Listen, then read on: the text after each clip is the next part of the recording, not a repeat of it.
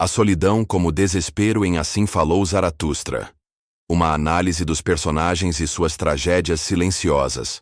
A solidão é um tema que percorre como um rio subterrâneo toda a obra. Assim Falou Zaratustra, de Friedrich Nietzsche. No entanto, nem toda a solidão é igual. Enquanto Zaratustra eleva o isolamento a uma condição necessária para a criação e a superação de si, outros personagens encarnam uma solidão que não liberta, mas aprisiona. Uma solidão que é, no fundo, desespero disfarçado de resignação. Essas figuras, como o último homem, o eremita, a mulher e os discípulos, não são meros coadjuvantes, mas espelhos quebrados da condição humana, refletindo as armadilhas de uma existência que não ousa transcender. O último homem é talvez a crítica mais ácida de Nietzsche à modernidade.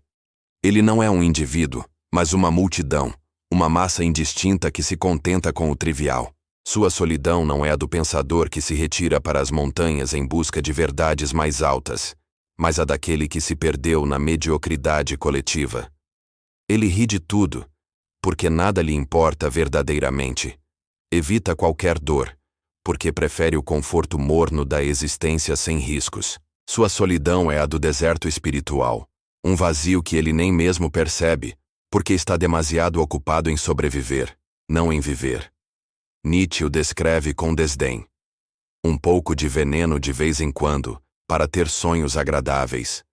E muito veneno no final, para ter uma morte agradável. O último homem não teme a morte porque nunca verdadeiramente viveu. Sua solidão é a de quem já renunciou, sem saber a própria alma. Já o eremita parece à primeira vista um personagem mais nobre. Afinal, ele também se afastou do mundo, como Zaratustra. Mas há uma diferença crucial. Enquanto Zaratustra se isola para criar valores novos, o eremita se esconde por medo ou desencanto. Sua solidão não é um estágio de transformação, mas um refúgio estéril. Ele habita cavernas não para gestar ideias, mas para fugir delas. Em algumas passagens, Zaratustra encontra esses velhos solitários, e o diálogo revela sua tragédia. Eles não encontraram sabedoria no isolamento, apenas solidão. O eremita é aquele que acreditou que a renúncia ao mundo seria suficiente, mas descobriu tarde demais que a verdadeira fuga não está nas montanhas, mas na coragem de enfrentar o abismo dentro de si. A mulher, em certas passagens da obra, representa uma solidão ainda mais dilacerante, a daquela que é invisível em seu próprio sofrimento. Nietzsche, muitas vezes criticado por suas visões controversas sobre as mulheres, aqui as retrata como figuras presas em relacionamentos que as definem, mas não as realizam. Sua solidão não é a do filósofo que escolheu a solitude, mas a de quem foi condenada a ela por estruturas que a oprimem. Em um trecho especialmente pungente, Zaratustra diz: para a mulher, o homem é um meio, o fim é sempre o filho. Mas o que é a mulher para o homem? A questão não é misógina, mas trágica. Ela revela a solidão de quem é reduzido a um papel, nunca visto como um fim em si mesmo. Essa mulher não é uma personagem específica, mas um arquétipo. O ser que anseia por amor e significado, mas encontra apenas expectativas e silêncio. Por fim, os discípulos de Zaratustra encarnam uma solidão peculiar, a de quem está perto da luz, mas ainda vive nas sombras.